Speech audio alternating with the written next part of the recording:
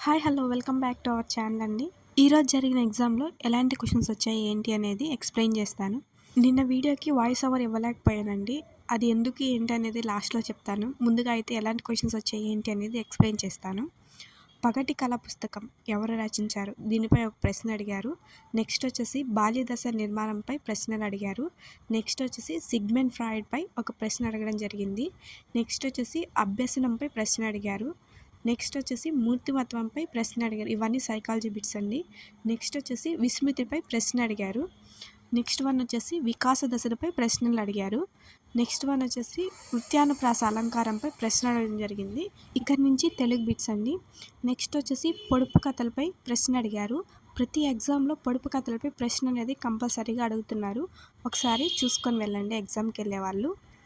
Next వచ్చేసి సంధిపై ప్రశ్న అడిగారు. నెక్స్ట్ వన్ వచ్చేసి జాతీయంపై ప్రశ్న అడిగారు. నెక్స్ట్ వచ్చేసి అర్థాలు. ఎక్కువగా ప్రశ్నలు అనేది ఏ ప్యాటర్న్లో అడుగుతున్నారంటే మ్యాచింగ్లో అడుగుతున్నారు. అర్థాలు కానీ నానార్థాలు కానీ ఇట్లాగా మ్యాచింగ్ అనేది ఇచ్చేస్తున్నారు. నెక్స్ట్ వచ్చేసి పర్యాయ పదాలపై ప్రశ్నలు అడిగారు. తర్వాత ఉత్పత్తార్థంపై ప్రశ్నలు అడిగారు. ఇవన్నీ కామన్గా వస్తున్నాయండి. అర్థాలు, నానార్థాలు, ఉత్పత్తార్థాలు, ప్రకృతి వికృతులు ఇవన్నీ కామన్గా అడుగుతున్నారు. నెక్స్ట్ వచ్చేసి ప్రకృతి వికృతులపై ప్రశ్న అడిగారు. నెక్స్ట్ వచ్చేసి వాక్యాలపై ప్రశ్న అడిగారు. వాక్యాలు కూడా కంపల్సరీగా అడుగుతున్నారండి, ఒకసారి చూసుకోండి. ఇంకా పద్యం అనేది జిగ్జాగ్గా వచ్చేసి ఆర్డర్ కరెక్ట్గా పెట్టమని ప్రశ్న అయితే కంపల్సరీ వస్తుంది. పద్యాలు అనేది ఒకసారి సరిగ్గా చూసుకొని వెళ్ళండి నెక్స్ట్ ఎగ్జామ్కి వెళ్ళే వాళ్ళు. నేనైతే నిన్న జరిగిన ఎస్జిటి పేపర్ అయితే రాసి వచ్చానండి.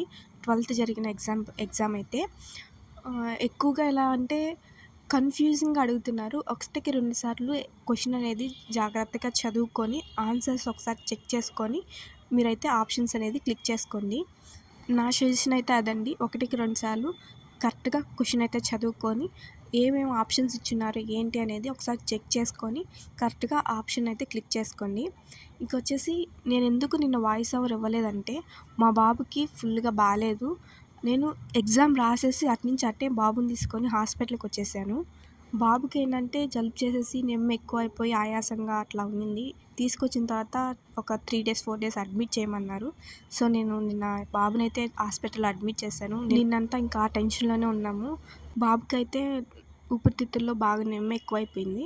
అందుకే క్యాన్వా ఎక్కించి ఇంజెక్షన్స్ అయితే ఇస్తున్నారు. సో వీడియో చూస్తున్న ప్రతి ఒక్కరు కూడా మా బాబు త్వరగా కోలుకోవాలని ప్రేయర్ చేయండి. నేను కోరుకునేది ఒక్కటే, నా ఛానల్ సబ్స్క్రైబ్ చేసినా చేయకపోయినా కానీ మా బాబుకి మంచిగా అవ్వాలని ప్రేయర్ చేయండి. థ్యాంక్స్ ఫర్ వాచింగ్ అండి.